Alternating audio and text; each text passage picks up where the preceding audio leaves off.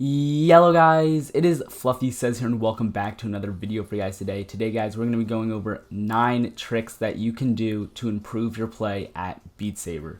This either goes from practicing or just turning things on while you're actually playing in order to get that score that you want. So without further ado, let's get into the video with these 9 tricks. Starting off at number 1, this one is about changing your grip as well as using more wrist. So these are kind of 2 in 1, but you have to use your wrist when playing BeatSaber on fast songs, especially if it's a high BPM. The reason for this is your arms just can't swing fast enough to hit every block. At first, it'll feel very strange to try and just all wrist it because your wrists probably aren't strong enough, and secondly, it's just not natural for you to do. But trust me, once you get down that wrist flicking movement instead of swinging your arms, you're going to become much faster without even having to change anything. The second thing that's part of this is changing up your actual grip. This was something I was really hesitant about at first, and I probably played BeatSaber for around 3 months before even touching my grip. I remember seeing this one grip called the Bear Claw. I tried it once and never actually got it feeling right, and so I basically gave up on it after 2 days of trying to use it, which is not what you should do. Find a grip that interests you, that you can actually hold for a long period of time, and then work on it for a week or 2. If it's a grip that allows you to open up your rotation more, then it'll be a huge help once you get used to it. But of course there is that learning curve getting used to it, but once you have mastered your new grip, you are going to be significantly faster. For number 2, we're going to have to do a little bit of an explanation about how BeatSaber actually works. So how you lose BeatSaber is there's this thing called your battery. When your battery runs out, you die. You lose battery by missing a block or hitting a block incorrectly. The difference though is if you miss a block, you lose significantly more battery than if you just hit it incorrectly. So the strategy to being better at your BeatSaber is to hit every single block whether or not you're hitting it to the correct direction, because this will give you that little bit of battery that you need to hang on there. One trick I would recommend using is try playing the song you're doing on whatever level you're doing and try turning on no arrows. Of course, this does change up the map for the OST ones, but for some of the custom songs, the map stays exactly the same and it just gets rid of all arrows. If you do this, try hitting all the beats and then move to arrows and you should be significantly better. Third up on the list is trying to beat a song for the first time. If you're struggling trying to beat a song, go turn on no fail, go to the song you've been working on trying to beat, go to practice mode, and turn up the speed. Yes, turn up the speed. I would recommend 110, maybe 120 if you feel really confident it's a slower song. But turn up the speed, turn on no fail, and try and get what you think might be a pass on that speed. Then when you head back, turn off no fail and turn down the speed, you will be significantly better at that song and probably beat it because your brain has now been trained to focus and hit the blocks and notes at that speed. Along with that, you can also do the exact opposite and slow down a song.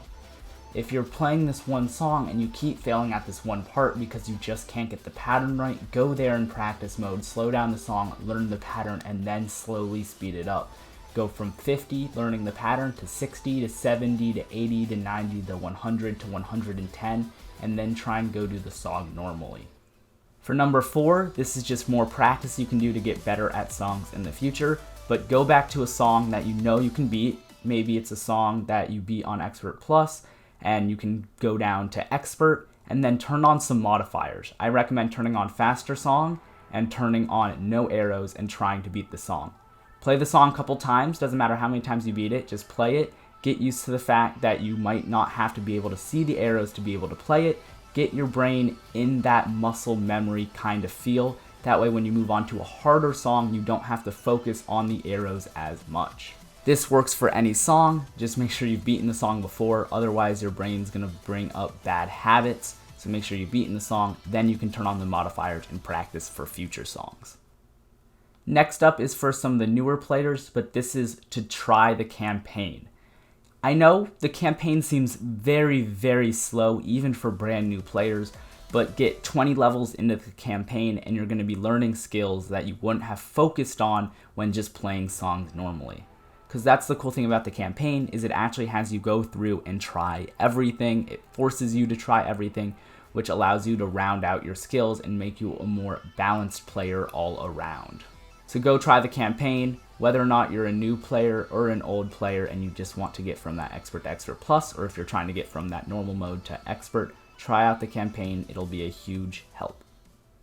The next one on the list you might think is a bit strange in the fact that it is merely cosmetic, but trust me, when changing the cosmetics of a game, it can make it much easier or much harder depending on how your brain works. Especially if you're colorblind, this will be a huge help, and I don't know why you haven't done this already. But if you're playing BeatSaber and you're having trouble distinguishing your right from left sometimes, change the color of the blocks. The blocks originate at a red and blue, which are two unique colors, but are still just darker colors. What I would recommend doing, go change your colors to something like a white and then a dark blue or a dark purple or a dark red or an orange or two more distinct colors. I definitely recommend a white in the left hand and a color in the right. This will hugely separate your two sabers.